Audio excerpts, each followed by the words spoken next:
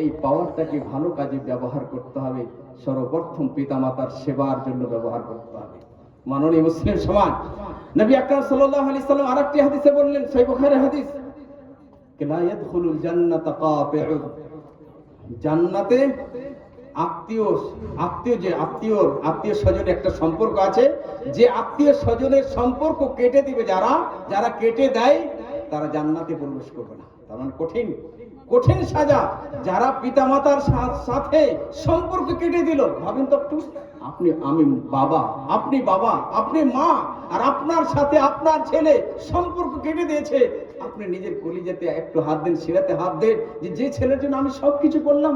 এক বাবা 8 ঘন্টা রোদ্রের তাপে দাঁড়িয়ে থাকলো ছেলের মুখে হাসি দেখার জন্য, ছেলের মুখে একটা লোকমা দেওয়ার জন্য, একটা চকলেট দেওয়ার জন্য, একটা লেবু পেয়ে সে তো পকেটে ভরে নিয়েছে যে আমার সন্তানের হাতে দিব, আমার সন্তান খাবে। আর ওই সন্তান আপনার সাথে সম্পর্ক কেটে দিয়েছে, ওই সন্তান জান্নাতে প্রবেশ করবে না।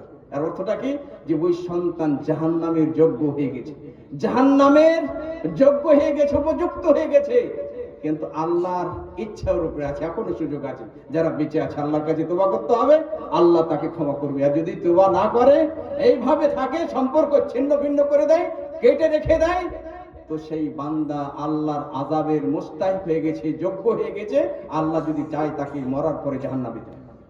কঠিন সাজা। আরেকটা হাদিস শুনুন, সেই বুখারীর হাদিস। নবী সাল্লাল্লাহু আলাইহি সাল্লাম বলছেন, ইন্নার রাহিমা সিজনাতুম মিনার রাহমান। হাদিসগুলো শুনবেন ভালোভাবে, যারা আরবি বুঝেন তাদেরকে আরো মজা লাগবে। ইন্নার রাহিমা সিজনাতুম মিনার রহমান।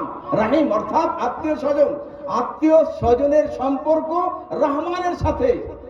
আজকে যদি বলি আমার সাথে বেশি বেয়াদবি করবেন না, আমার সম্পর্ক বড় নেতার সাথে আছে, ভয় লাগবে যে আব্দুল মুঈন মাদানির বড় সম্পর্ক। হ্যাঁ, আমার সম্পর্ক আল্লাহর সাথে, আমি আল্লাহকে ভালোবাসি।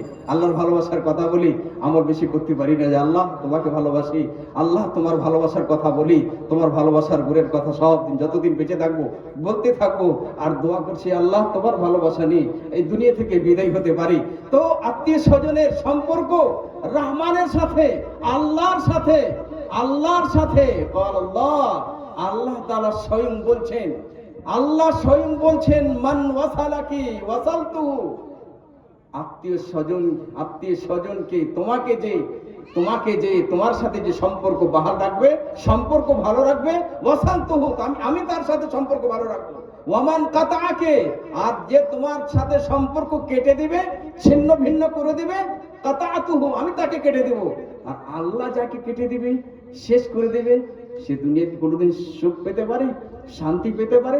কখনো। আপনি প্র্যাকটিক্যালি দেখবেন যে ছেলেগুলো পিতামাতার সাথে ভালো ব্যবহার নাই, একদম সম্পর্ক কেটে দিয়েছে, একদম কষ্ট দিচ্ছে, বাড়ি থেকে বের করে দিয়েছে, কোথাও না কোথায় কোন কালে কোন জামানাতে দেখবে সেই লোকটা কষ্ট পাবে। কেন? এটা সত্য, সুন্নাতে কাউনি যে বান্দা আল্লাহর নাফরমানি করবে, আল্লাহর বিধানকে মেনে চলবে না, এই দুনিয়াতে শাস্তি শুরু হয়ে যায়। হতে পারে তার ছেলেরাও এই ব্যবহারটা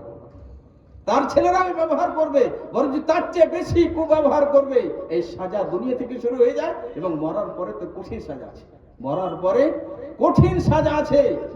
সাজা আছে। আরেকটি হাদিস, আবু বকর রাদিয়াল্লাহু তাআলা আনহু উনি বর্ণনাকারী, এই হাদিসটা সহিহ বুখারীর।